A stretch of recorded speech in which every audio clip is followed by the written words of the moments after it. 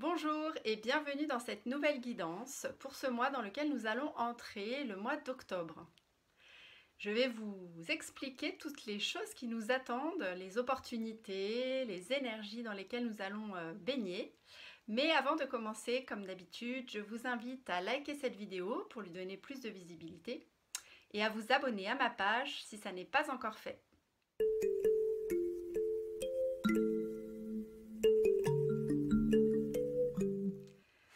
Alors, ce mois d'octobre est un mois universel 8. En effet, octobre, c'est le mois 10. 2023, c'est une année 7. Donc, si on fait 10 plus 7, ça fait 17. Si on fait 1 plus 7, ça fait 8.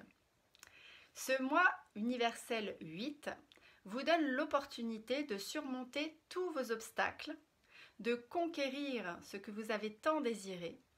C'est aussi le temps de la récolte.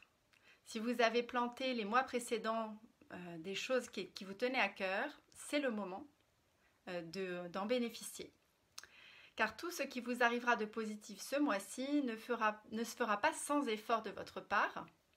Par contre, les récompenses seront à la hauteur de votre implication. Il y a des gains matériels, une reconnaissance sociale qui peuvent être possibles ce mois-ci. Passez à l'action dès le début du mois pour pouvoir atteindre vos objectifs les plus fous. La chance vous accompagne. Voici un mois qui se présente hyper actif et avant tout axé sur les domaines matériels de votre vie. Cette vibration 8 pourra être porteuse d'une promotion par exemple, d'une augmentation de salaire ou encore de l'obtention d'un prêt ou d'une aide. C'est un mois qui est favorable aux démarches administratives ou juridiques. C'est donc un mois qui pourra marquer la fin d'un procès, par exemple, ou d'un dossier important.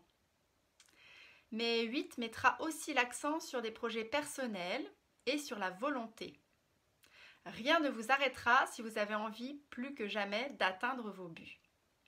Côté cœur, en revanche, cette vibration 8 ne sera pas forcément très évidente et pourra déstabiliser les couples fragiles ou apporter des déceptions sentimentales pour les natifs célibataires. La communication ne sera, il faut le dire, pas votre fort et vos rapports avec votre entourage pourraient en être un peu troublés. Le sachant, vous pouvez vivre cette période en conscience et prendre un peu de recul quand vous voyez poindre un malentendu ou faire plus d'efforts que d'habitude pour communiquer de façon non violente, de façon plus fluide, pour éviter ces choses. Alors, du côté des fêtes païennes, cette fois-ci, octobre sera marqué vers la fin, puisqu'on arrive vraiment à la toute fin d'octobre, par la fête de Samhain. Elle se situe en fin de mois, entre le 31 octobre et le 1er novembre de notre calendrier. Et c'était à l'origine une fête celtique. C'est un sabbat qui est très spécial pour de nombreuses sorcières, parce qu'on l'a même nommé le Nouvel An des sorcières. Alors, dans la société celtique, Samhain permettait aux morts de renouer avec les vivants, juste durant ce temps particulier. Cette fête aurait eu un caractère même obligatoire à l'époque, et les absents étaient soumis à la peine de mort. Pendant cette période, toutes les activités étaient à l'arrêt.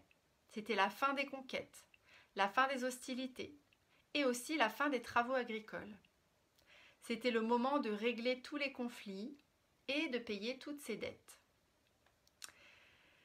On célébrait Samhain 3 jours avant le 31 octobre et 3 jours après. Donc ça se situait entre le 28-29 octobre et le 4 novembre. La semaine se déroulait comme suit. Donc le jour 1, on rendait hommage, on était dans la mémoire des héros de guerre, des héros en général. Le deuxième jour, on célébrait plutôt la mémoire des défunts. Le troisième jour, c'était la cérémonie de la reconnaissance du feu. Après avoir éteint le feu dans toutes les habitations, les propriétaires se rassemblaient sur la grande place du village. Les druides allumaient alors un grand feu sacré dans le but de rallumer, d'alimenter des feux de joie aux alentours pour éloigner le mauvais esprit. Les habitants utilisaient ensuite ce nouveau feu sacré pour rallumer une bûche et aller rallumer leur foyer pour qu'ils soient protégés, eux et leur maison, durant l'année qui allait démarrer. Le jour 4, c'était le grand jour de la Samhain et les morts refaisaient surface. Les habitants ayant perdu un proche laissaient symboliquement la porte ouverte et une place à table pour l'accueillir. Les jours 5, 6 et 7, c'était des rassemblements populaires et familiaux. Vous voyez donc que c'était vraiment une période très importante de l'année et qui était célébrée sur de nombreux jours, contrairement aux autres fêtes païennes qui, elles, en général, sont célébrées sur 2 ou 3 jours grand maximum. Alors, ce qu'on peut faire pour célébrer Samhain, c'est un rituel en nature, par exemple. Vous faites une promenade méditative dans une zone naturelle près de chez vous. Vous observez, vous contemplez les couleurs, les arômes, les sons et autres sensations de cette saison. Faites l'expérience de faire partie du cercle de la vie et réfléchissez à la mort, à la renaissance, comme étant une partie importante du cycle de la nature. Si l'endroit que vous visitez le permet, rassemblez quelques objets naturels que vous ramassez ça et là.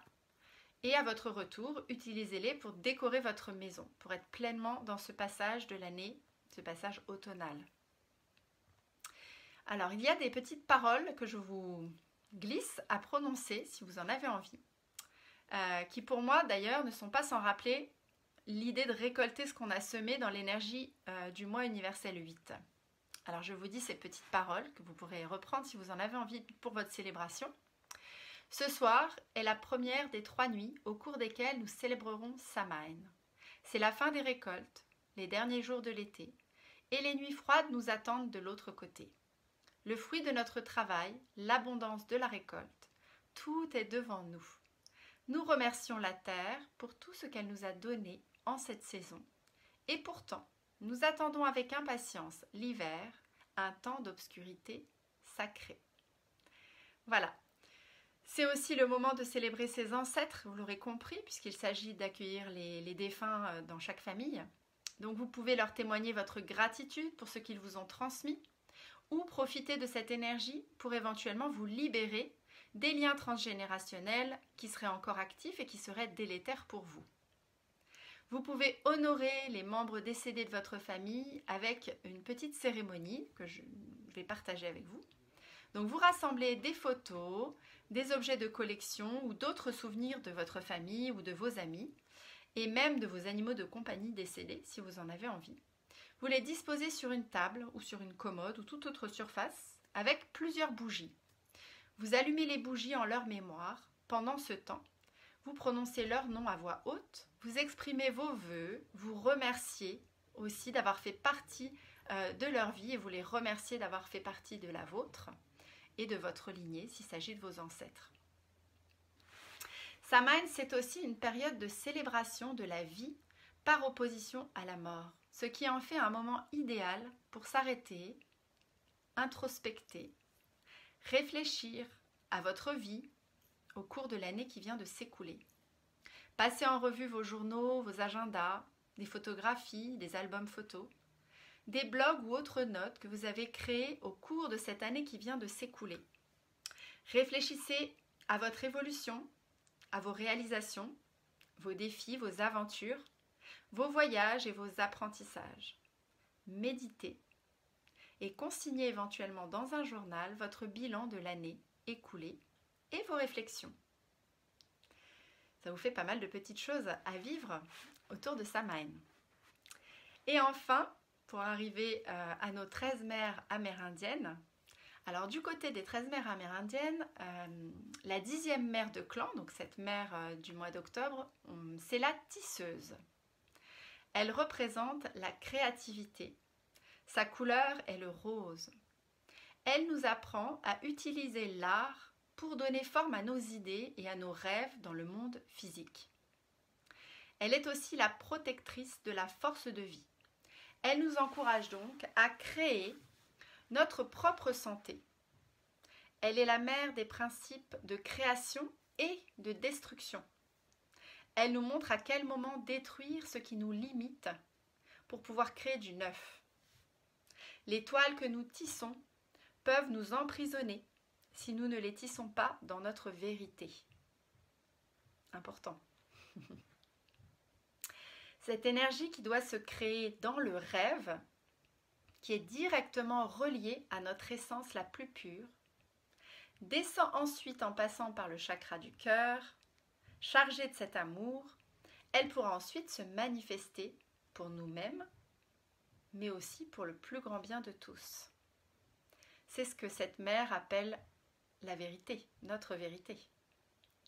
Et donc elle nous met en garde contre les actes que nous faisons machinalement, que nous répétons, sans qu'il n'ait aucun lien avec l'essence de nos aspirations. Ceci rejoint l'énergie du 8 en numérologie, qui est une énergie des plus puissantes. Si le rond supérieur du 8, qui est relié à l'énergie subtile du ciel, réussit à s'unir au rond du bas, qui elle est une énergie plus dense reliée à la terre, et que cette énergie circule en se rejoignant au cœur. Voilà, vous voyez bien que tous ces symboles ont vraiment des points communs dans les différentes traditions. Et du coup, pour ce mois-ci, je vais vous souhaiter d'accueillir des récoltes de vos projets semés avec cœur, de réussir à lâcher prise et laisser partir ceux qui n'ont pas pris. Il y a des projets des fois qui ne vont pas au bout pour certaines raisons, en vous disant qu'ils n'étaient peut-être simplement pas suffisamment reliés à vos aspirations, aux aspirations de votre âme et en accord avec votre cœur. Je vous dis donc à très vite pour une prochaine guidance.